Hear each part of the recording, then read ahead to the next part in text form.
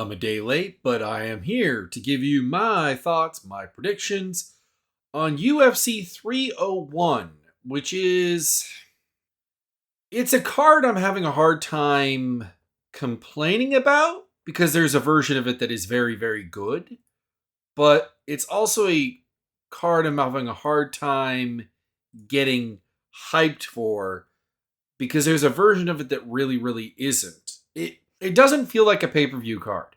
I mean, obviously we have a title fight in the main event, and that feels pay-per-view.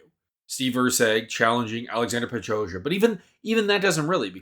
So yeah, it's the number 10 guy challenging for the title. So even that doesn't really feel like a title fight. And then you have Jonathan Martinez versus Jose Aldo. Jose Aldo is a legend. Obviously, the name value is impressive, but at the same time, he was retired. So he's coming out of retirement. I'll get into kind of like some theories on why. And that's your co-main event. It's Jonathan Martinez. And then you have Anthony Smith versus Vitor Petrino. It's a fight that makes sense, but it's a fight that also could be very bad. Ior Porteria versus Michelle Pehea. That's fun. That's an action fight. I got no complaints there. And then like Paul Craig versus Kyle Bahayo, which there is a version of that fight that is good, and there is a version of that fight that is terrible. And I don't even mean like in the sense of like there's a MMA is an inherently unpredictable sport, and inevitably any fight can go really good or really bad. I mean, like, these are two true outcome fights where they're either like everything kind of goes absolutely correctly and we get like something interesting, or it's bad. The undercard's a little bit better. I'm really looking forward to Joe Anderson Brito versus Jack Shore. I'm looking forward to Elvis Brenner versus, oh boy, I'm going to butcher this name. I butchered it before. I'll butcher it probably for the next long ass time. Mick Orlby. The last name is easy. The first name I am having problems with. John Silva versus Willem Gomes. That could be fun. That could be a good one. Joaquin Silva versus Drakkar Close. That will probably be fun. Mauricio Ruffy versus Jamie Malarkey. Probably reasonably fun. And then it drops off again. Although I don't. Well, I shouldn't say that. Alessandro Costa versus Kevin Borges should be a pretty good fight, a pretty fun fight. But it's just nothing that really feels like a pay-per-view here. But okay, let's get into it. Let's not bellyache too much because there are versions of these fights that are quite good. Alexander Petrov versus Steve Erceg, flyweight title fight. Just feels weird to have it being the main event with a number 10 fighter challenging for the belt. It feels a little bit like we're sabotaging the 125 division again, because we'll point back to this card and say, well, see, it doesn't draw. We need big guys to draw, which frustrates me to no end. I like Erceg's game. I like his counter. I like his use of the jab. I like his counters. I like his combination boxing. Like, his boxing is actually really, really good. And then on top of that, he's a pretty sound grappler. Like, he's stronger than he looks in the clinch.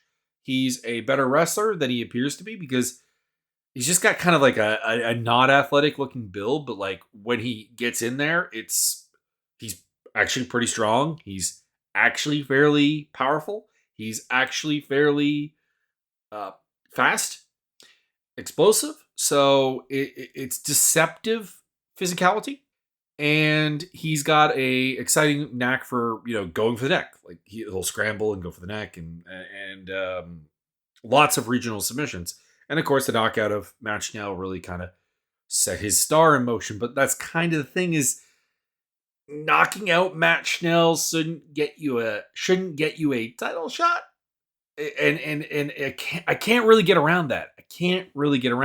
That he has not fought anyone who comes in with Pantoja's level of like physicality. Like there's no one there. The closest is his fight with like Alessandro Costa. We'll talk about Costa later. But like that's a fight that like wasn't very good and I think kind of suggested certain limitations to Erceg. that could come back and bite him here that Pantoja will exploit more because while he is not a good wrestler, he is a powerful one. He is an effective takedown artist, even if his technique is not that great. He's a great back take artist. He will lock you down. Like, if you can lock down Brandon Royval, you can probably lock down Steve Erceg if you get him down. You can probably lock down anyone because Royval is an insane scrambler. And he's a powerful striker, and he's very, very tough, very durable. Like, he will eat shots because he eats shots from everybody when he enters the pocket. Erceg will get to work his counter game. The problem is that I don't think Erceg has the power to really hurt him. And if Pantoja can keep crashing over and over again to the clinch and getting takedowns and getting the back control and doing his thing, probably wins the fight. And I am picking him by decision, but it's a trepidatious pick because Pantoja does have cardio issues because the way he fights is not efficient. You would have to have the Merab Dvalishvili cardio to really make it a 5-round style. But he soldiers through even when he's tired and keeps going and he's remains tough. It has not cost him yet. So while I have a lot of faith in Steve Erceg going forward, and I think that at 28 years old, we're going to see him in maybe 3 years' time be like a very, very, basically be back in title contention. Like, I feel like this is a guy who's going to lose here and then be back in title contention in a couple years. I just don't think he can stop Pantoja's forward momentum. And that's why I have to go with Pantoja. I think I wrote down here sub, but I think this goes the distance. We're not really seeing Pantoja finish people that prominently lately. Finished a bunch of people early in his UFC run, like Ulka Sasaki and Matt Schnell and Wilson Hayes, but like Neil Seri. But they're all guys who are just infinitely more finishable than Erceg, I guess. So I've got Pantoja by decision. He is a minus 180 to minus 200 favorite. Erceg plus 150 to plus 160. Closed betting odds. There you go. Co-main event, Jonathan Martinez, Jose Aldo. I'm going to make this really, really, really sweet. Short and sweet. Prime Aldo, or even like late career Aldo, wins this fight. He punishes Martinez's kicks. He makes him pay at mid-range and in the pocket because Martinez's boxing game is, for a ranked bantamweight, quite poor. And then when it gets into the clinch, Aldo should be able to beat him up in there as well. That being said, I'm going to pick Martinez because Aldo's coming out of retirement. He's 37 years old. He wanted to go box, discovered that he can't because the UFC does this. By the way, this brings up a time here. There are a small segment of people who are like suggesting George Masvidal is afraid of Jake Paul, that he can box him and is refusing to. But we know he's still on UFC contract. We know the UFC won't let that Jake Paul fight happen. That's what Masvidal is saying, that like they're willing to let him fight other people, but that he can't fight Jake Paul. And that's kind of thing is like a guy with as many losses as Masvidal has, why would he be afraid? His brand is not built on winning or being invincible to losing. It's built on being like exciting and, street Jesus. So the idea that he would be sadly, the idea that like Jake Paul, after having beaten Anderson Silva, Tyron Woodley twice, and Ben Askren, is not a better boxer than like MMA fighters is kind of becoming a problem. He's also much bigger. I think that is really lost in the sauce. Anyways, I'm picking Martinez just because of the fact that Aldo's coming out of retirement and I don't think his heart's in it. Like that is all it is to it. I'm just picking him to be a little bit old and a guy who hasn't been really focusing on MMA for a little bit. But I could very, very quickly end up being incredibly mistaken because if he comes out and the first round we see anything resembling the old Aldo, like with the low kicks and with the ability to punish kicks and the ability to box and the ability to make someone, to put a little bit of pressure on because, whenever Aldo has lost, it's been a pressure game and Martinez is not a good pressure fighter. He just kind of falls into the clinch when you start pressuring him. It could quickly go really badly for Martinez. But I guess it's an emotional pick in a way where like even if I don't pick Aldo and he wins, and he comes back and he looks like the old Aldo, I'm gonna be happy with that. And if he loses, I'm gonna be sad with that. So if he if that is the case, then at least I wanna have the pick right. um so I am going with Martinez, but there is a lot of trepidation with it. He is the favorite. Martinez at minus 148 to minus 166. Oh, decision, by the way. I don't think he finishes Aldo. Even old man Aldo. Aldo plus 123 to plus 130. Anthony Smith versus Vitor Petrino. I am going with Petrino here by decision. Here is my hope. I am hoping that the Petrino that showed up to a certain degree against Bukowskis and to a large degree against Tyson Pedro is a Petrino that is working on some new stuff. And even if he's going to come out here and fight against Anthony Smith in a similar way and starts to lose, that he can flip the switch back into being sort of the big bully pressure fighter that he was against, for example, Anton Turkalj, the sort of guy who just crashes in the clinch over and over again, utilizing power boxing to get there, takedowns, and his raw physicality because he is a monster to beat Anthony Smith. But if he fights like the guy who fought Tyson Pedro for the entire time and doesn't snap out of it and just kind of goes range for range with Smith, there's a solid chance that Anthony Smith, who's just very, very tough and durable and not like Tyson Pedro in the sense that he has, cardio, and not like Modestas Bukauskas in the sense that he kind of just is like just a better version of Bukauskas. I wouldn't say that it's not that there's something specifically missing from Bukowskis' game that is there for Smith. A better grappling game, I suppose. But that makes a difference here. It's just winning a range fight with Smith without a significant reach edge, which he only has 1.5 inches and he's 2 inches shorter, so probably something around range parity. That just generally doesn't go very well. And it went well against Pedro because Pedro is Pedro. So Petrino by decision, he is a prohibitive favorite at minus 549 to minus 650. Smith is plus 400 to plus 430. That is way, way too goddamn wide. Come on, guys. I am with you in the sense that I think Vitor Petrino is destined for big things. I do. But his best win is Modestas Bukauskas or Tyson Pedro. Let's pump the brakes on minus 600 odds just a little bit. Michel Pereira is going to destroy ER Portaria. I don't really have much else to say on that one.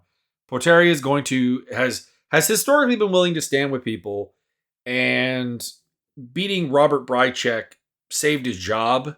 And I do think that he's going to be quite big at middleweight, and that's going to open some doors for him. But Pereira is a massive athletic edge on him and a way more creative striker.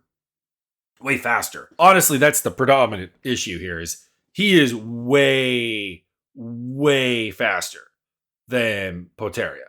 And he's got the power, the explosives, the dynamicism. He'll TKO him. Portaria is not super tough. He's been finished. For a late notice replacement fight, this is not terrible, but it does feel just kind of flat. So Pereira is a massive favorite at minus 625 to minus 700. Ihor Portaria is at plus 430 to plus 500. I'd probably go a little bit more, a little closer than that, just because Pereira can be kind of dumb. But I'm not even really sure what what an Ehor win looks like here. Also, as a side note, on the betting, do not bet your house. Do not bet what you cannot lose. This is MMA. It is inherently unpredictable, and some dumb stuff will happen. Paul Craig versus Kyle Bahayo.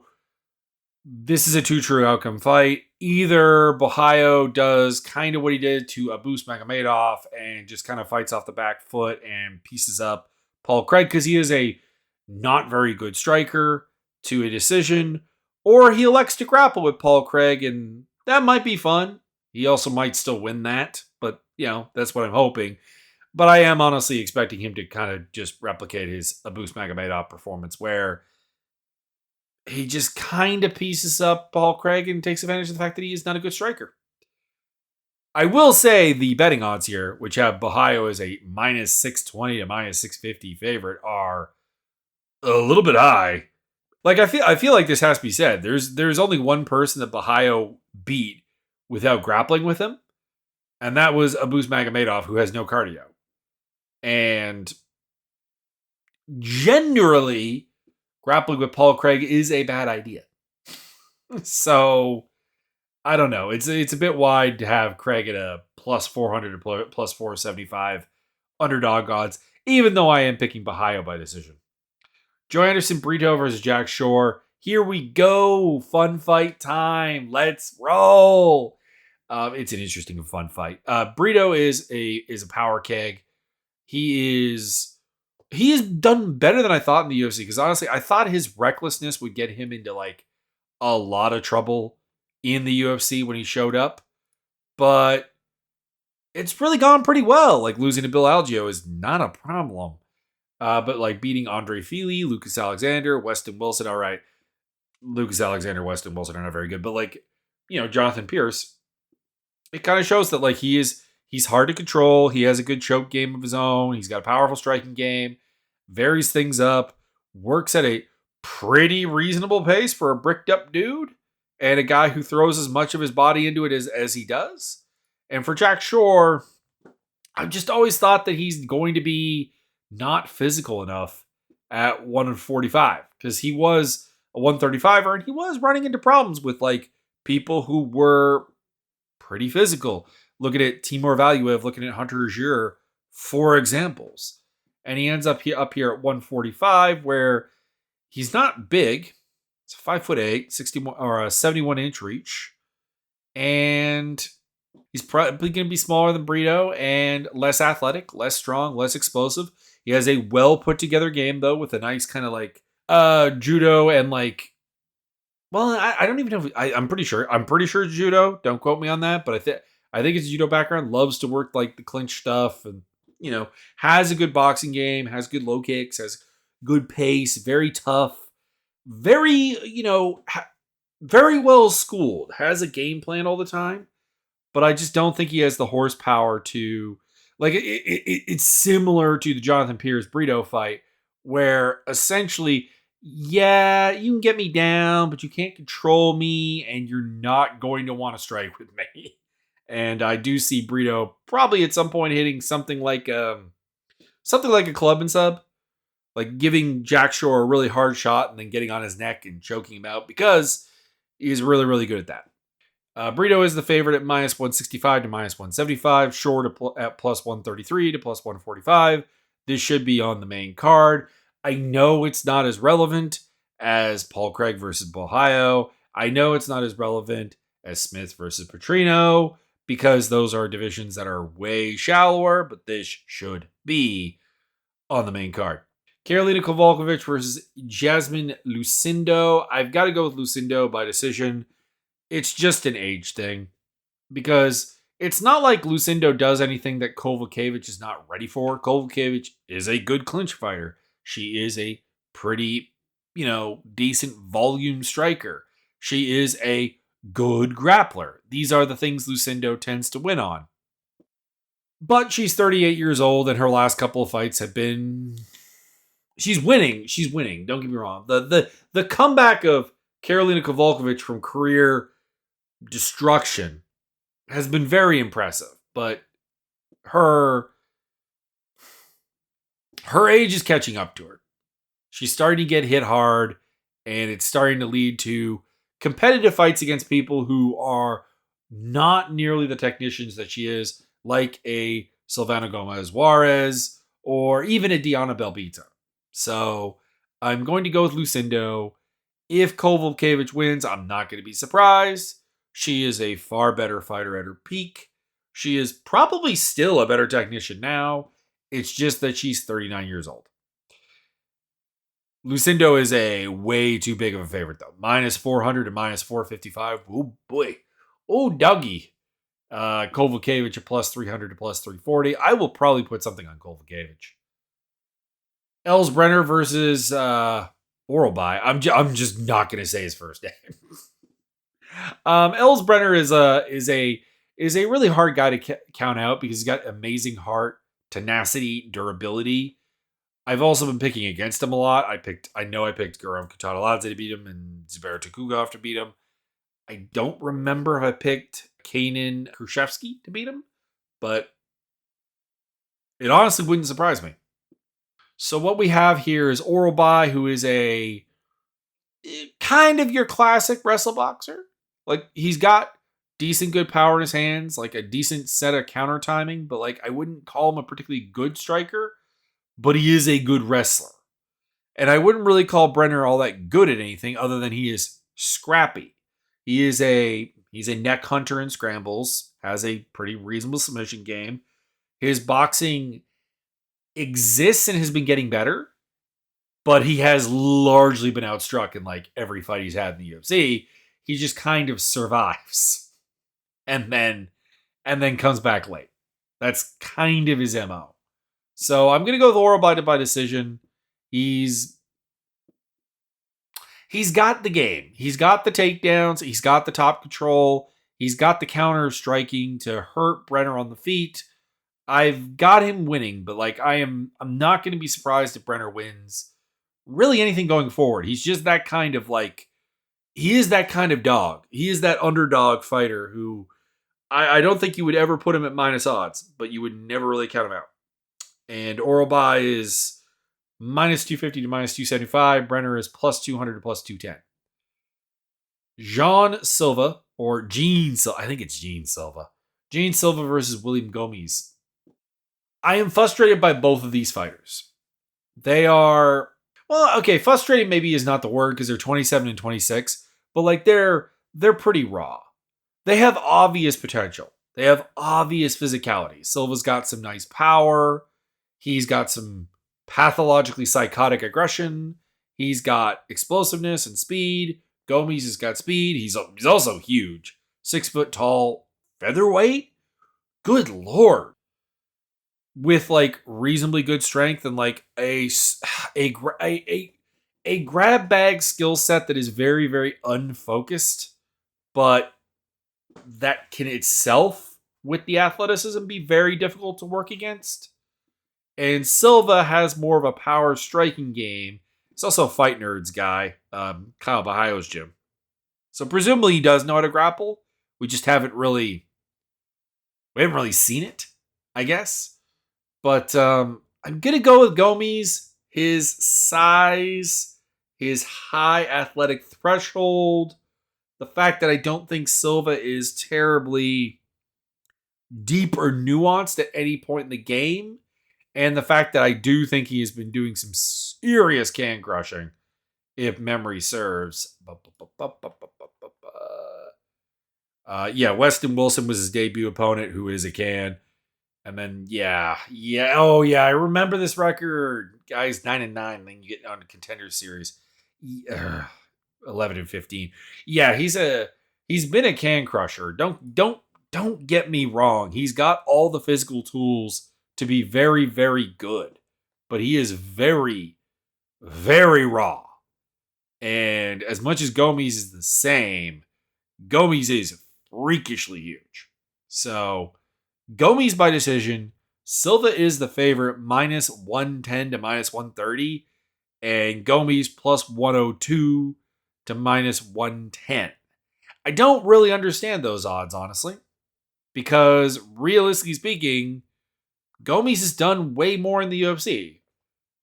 Silva won on Contender Series and then beat Weston Wilson, who is terrible.